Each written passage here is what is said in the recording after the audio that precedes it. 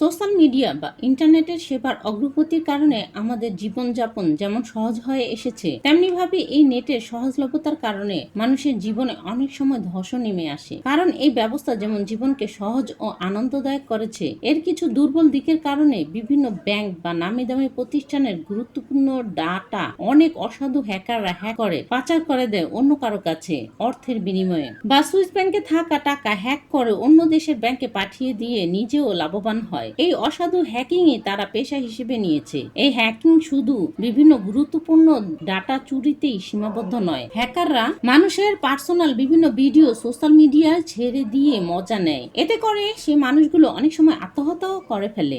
আর এমনই হ্যাকাররা পুরো পৃথিবীর উপর কিভাবে রাজত্ব করছে তাই দেখবো এই ভিডিওতে। Hi, this is Irina and you are watching Irina's world. আর আজকের মুভি রিবর্ন। তো মুভি শুরুতেই সুন্দর এক শহরে সকাল থেকে রাত হওয়ার দৃশ্যগুলো দেখানো হয়। এই দৃশ্য দেখতে দেখতে সিন চলে যায় একটি বড় ঘরের ভিতরে। একটি টাইম বোমা দেখায়। এরপরই শুরু হয়ে যায় একে অপরের সাথে গোলাগুলির প্রতিযোগিতা। এরপরই দেখি ভিআর বক্স পরে ক্যাপ্টেন পাইরেট নামের এক ছেলে গেম খেলছে। সোশ্যাল মিডিয়াতে তার নাম থাকে ক্যাপ্টেন পাইরেট, আর তার আসল নাম লি হামিং। আমরা তাকে পাইরেট বলেই ডাকবো। সে কোনো সাধারণ মানুষ নয়, সে ছিল বড় মাপের এক হ্যাকার। সে ঘরে বসে রাস্তার বিভিন্ন ক্যামেরা হ্যাক করে দেখছিল। তখনই তার চোখে ধরা পড়ে একটি চোর এক মহিলার মোবাইল চুরি করে পালাচ্ছে। তখনই পাইরেট রাস্তায় থাকা পথিকের মোবাইলে চোরের ছবি পাঠিয়ে দেয়। এতে করে চোরটি সবার কাছে ধরা পড়ে যায়। আর এই দৃশ্য ঘরে বসে থেকে পাইরেট দেখে অনেক মজা পায়। এভাবে তার দিনকাল কাটতে থাকে। দৃশ্য পরিবর্তন হয়। আমরা অনলাইন ব্যবসা করা একটি রমরমা কাসিনোকে দেখি। সেখানে থাকা একটি এমপ্লয়ি ঘোষণা করে তাদের ব্যবসা এবছরে খুব ভালো লাভ করেছে, তাই তাদের সার্ভিস ফি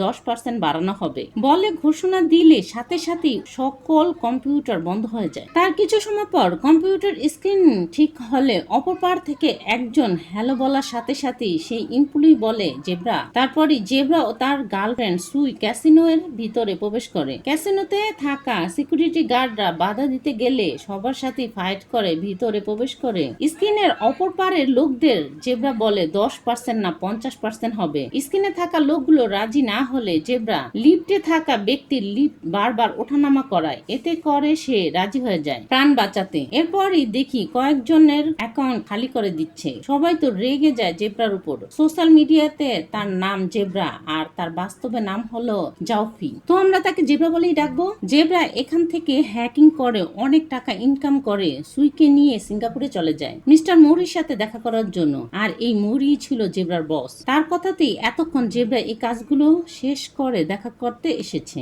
এই মৌরির গার্লফ্রেন্ডের নাম ছিল মায়া। মায়া ও মৌরিকে তার কাজে সাহায্য করত। এই মৌরি ছিল এক বড় মাপের হ্যাকার ও মাস্ক পেন্টার। সে মাস্কে পেন্ট করতে করতে বলে জেব্রার কাজে সে খুশি হয়েছে, তার জন্য আর একটি বড় কাজ ভেবে রেখেছে। সে জানায় জেব্রা এখন থেকে OASIS হ্যাক করবে। জেব্রা জানায় এই কাজ করা অসম্ভব, কিন্তু মৌরি বলে সব কাজেরই কোনো না কোনো দুর্বলতা আছে, আর সেই দুর্বলতাই তাকে খুঁজে বের করতে হবে। তখন জেব্রা বলে এই কাজের জন্য তার একজন পার্টনার লাগবে। তখন মৌরি বলে তোমার পছন্দ মতো পার্টনার তুমি বেছে নাও, কিন্তু আমি যাচাই করে নিব। মিস্টার মৌরি তার কাছে সাজানো মাস্কের মধ্যে একটি মাস্ক বেছে নিতে বলে। জেব্রা ভূতের মাস্ক বেছে নেয়। এতে মৌরি জেব্রার প্রশংসা করা শুরু করে। চলে আসার সময় মায়ের কাছে ফিসের কথা বললে মায়া বলে এসব নিয়ে চিন্তা করো না। এরপরই জেব্রা কম্পিউটার স্ক্রিনে বসে খুঁজতে থাকে। সে যখন কলেজে ছিল ওই সময় কলেজে হ্যাকিং প্রতিযোগিতা হলে জেব্রা ভেবেছিল সেই জিতবে, কিন্তু তাকে হারিয়ে জিতে যায় লি হামিং। সোশ্যাল মিডিয়াতে যার নাম ক্যাপ্টেন পাইরেট, যার কথা মুভি শুরুতেই বলেছিলাম, সেই পাইরেটকে দেখি রাস্তা দিয়ে চলতে চলতে একটি সুপার শপে যায়। সেখানে সুই যায় পাইয়ের সাথে কথা বলার জন্য।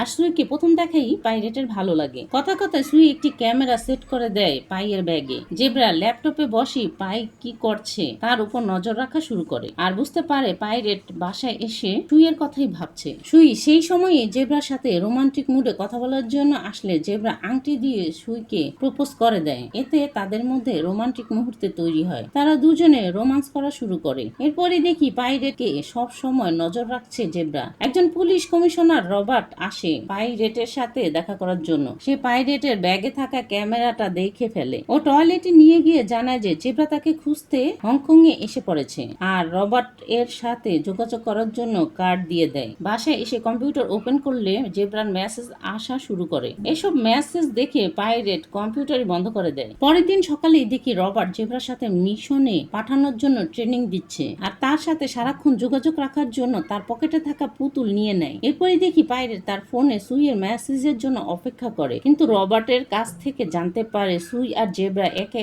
অপরকে ভালোবাসে আর একে অপরের ক্রাইম পার্টনার হিসেবে কাজ করছে। এরপরে পাইরেটের ব্রেনে কি চলছে তা বোঝার জন্য মেশিনে ঢোকানো হয় আর তখনই পাইরেট জেব্রা আর সুইকে নিয়ে স্বপ্ন দেখা শুরু করে। সুই আর জেব্রা দুজনে মিলে তাকে একটা টাস্ক কমপ্লিট করতে বলে আর এই কাজ কমপ্লিট হলে জেব্রা পাইরেটকে মেরে ফেলে। স্বপ্নের মধ্যে যখনই উপর থেকে পড়ে যাচ্ছিল তখনই পাইরেটের জ্ঞান ফিরে আসে। সে ছটফট করতে থাকে। কমিশনার রবার্ট পাইয়ের কাছ থেকে নেয়া একটি পুতুলে ব্লুটুথ ডিভাইস লাগিয়ে দেয়। জেব্রা আর সুইয়ের সাথে যখন মিশন কমপ্লিট করবে তখন সমস্ত খবর এই পুতুলের মাথা ঘুরালেই তার সাথে যোগাযোগ করা যাবে। পাই বাড়িতে বসে যখন সবকিছু নিয়ে চিন্তা করছিল তখন সুই এসে পাইকে বেহুশ করে নিয়ে যায়। গাড়িতে গিয়ে পাইয়ের জ্ঞান ফিরে। জেব্রা তার সাথে যদি কাজ করতে না চায় তবে নেমে যেতে বলে, কিন্তু পাই জেব্রার প্রস্তাবে রাজি হয়ে তার সাথে চলা শুরু করে। জেব্রা পাইকে নিয়ে মালয়েশিয়ার কুয়ালালামপুর চলে যায়। সেখানে পৌঁছানোর পরই কমিশনার রবার্টকে গোপনে ফোন করে। তারপরে মায়া তাদের কাজ করার জন্য একটি পরিত্যক্ত বিল্ডিং এ নিয়ে যায়। এরপরে দেখা করতে যায় মিস্টার মৌরির সাথে। মৌরিও পাইকে যাচাই করে কাজ করার অনুমতি দিয়ে দেয় আর মিস্টার মৌরিও জানায় যে সেও একজন বড় মাপের হ্যাকার, তাই কাজ যাতে সঠিকভাবে করে। তাদেরকে মিস্টার মৌরি কাজ দিয়েছিল OSIS কে হ্যাক করার জন্য, কিন্তু কাজটি ছিল কঠিন। OSIS হলো বড় নেট কোম্পানি। এই প্রতিষ্ঠানে ঢোকার জন্য প্রতিষ্ঠানের মালিক মিস্টার পার্কের অনুমতি লাগে আর তারা পার্ক স্যানুয়েলের গলা নকল করে সিস্টেমের ভিতরে ঢুকে পড়ে। OSIS এর সকল ডাটা চুরি করে নেয়। পার্ক স্যানুয়েল একটি কনফারেন্সে বক্তৃতা দেওয়ার সময় জানতে পারে OSIS 2.0 এর সকল ডাটা চুরি হয়ে গেছে। এরপরই জেব্রা পার্কের সাথে কথা বলার জন্য আসে আর তার OSIS কিনে নিতে চায়। পার্ক বিক্রি করতে না চাইলে জেব্রা বলে, এই প্রতিষ্ঠান তৈরি করার জন্য আপনি সুইস ব্যাংক থেকে টাকা চুরি করেছিলেন আর এই খবর যাতে ছড়িয়ে না পড়ে তাই আপনি স্টেজে ঘোষণা দিবেন OSIS আপনি মিস্টার মৌরির কাছে বিক্রি করে দিয়েছেন। পার্কেরও কিছুই করার থাকে না। সে স্টেজে গিয়ে মিস্টার মৌরিকে OSIS এর নতুন মালিক হিসেবে ঘোষণা দেন। এরপরই মৌরি পার্ককে গাড়িতে উঠিয়ে দিয়ে লোক লাগিয়ে দেয় পার্ককে খুন করার জন্য। কিছু সময় পরই নতুন মালিক মৌরিকে সবাই ওয়েলকাম জানায়। কাজটা সফলভাবে করতে পারায় তারা তিনজনই যায় নামি দামি একটি রেস্টুরেন্টে খাবার খাওয়ার জন্য। আর সেদিন ছিল পাইয়ের জন্মদিন। পাই বলার আগেই জেব্রা আর সুই তাকে জন্মদিনের উইশ করে। পাইয়ের পছন্দের একটি বইও গিফট করে যা পাই অনেকদিন ধরে খুঁজছিল। তখনই টিভিতে পার্ক স্যানুয়েলের গাড়ি অ্যাক্সিডেন্টে মৃত্যুর খবর দেখা ছিল আর মিস্টার মৌরি এ খবরে দুঃখ প্রকাশের সাথে সাথে OSIS কে অনেক উন্নত করবে বলে প্রচার করতে থাকে। এই খবর দেখার সাথে সাথে জেব্রা বুঝতে পারে এটা অ্যাক্সিডেন্ট না মার্ডার, তাই বাড়ি এসে পাইকে চলে যেতে বলে, কিন্তু মৌরি আর মায়া এসে পাইয়ের যাওয়া আটকায় আর মৌরি বলে OSIS এ ব্যাকডোর কোড দাও। এ কাজ জেব্রা আর পাই করতে রাজি না হলে তারা সুইয়ের আংটি দেখায়, মানে তাদের দিয়ে কাজ আদায় করার জন্য সুইকে বন্দি করে রেখেছে। তাই তাদের দুজনেরও আর কিছুই করা থাকে না। তারা ব্যাকডোর কোড বসিয়ে মিস্টার মৌরিকে দিয়ে দেয়। এর বিনিময়ে তারা সুইকে ছেড়ে দেয় না, বরং তাদের তিনজনকে মেরে ফেলতে বলে। কিন্তু সুই আর তাদের দুজনের ফাইট স্কিল ছিল অসাধারণ। তারা তিনজনই সবার সাথে ফাইট করে বাহিরে বের হয়ে আসে। এরপরে সুই একটি গাড়ি নিয়ে দুজনকে গাড়িতে ওঠায় আর গাড়িতেই জেব্রা সুইকে তার জীবন থেকে দূরে চলে যেতে বলে। তার সাথে পাইকেও। জেব্রা জানায় সে পুলিশের ক্রাইম ব্রাঞ্চের হয়ে কাজ করে। ক্রিমিনাল মৌরি কাজ করার জন্য টাকা কোথা থেকে পায় তা জানার জন্যই এই কাজ করছিল। এরপরই দেখি মিস্টার মৌরি প্লেন হ্যাক করার জন্য রাউডার থেকে লোকেশন গায়েব করে দেয় আর সবাইকে জানায় যে প্লেন ফিরিয়ে আনার ক্ষমতা শুধু তারই আছে। প্লেন চালক বিপদে পড়ে যায়, তারা রাস্তা খুঁজে পাচ্ছিল না আর এই সিস্টেম ঠিক করার জন্য তারা দুজন হেডকোয়ার্টারে গিয়ে সিস্টেম ঠিক করার ব্যবস্থা করে। সুই এসব কিছু জানার পর গাড়ি থেকে দুজনকে বের করে দেয়। তারা হেডকোয়ার্টারে গিয়ে মৌরির লোকেশন ট্রেস করার চেষ্টা করে। তারা মৌরির লোকেশন পেয়ে যায়। মিস্টার মৌরিও বুঝতে পারে তাকে ট্রেস করা হয়েছে, তাই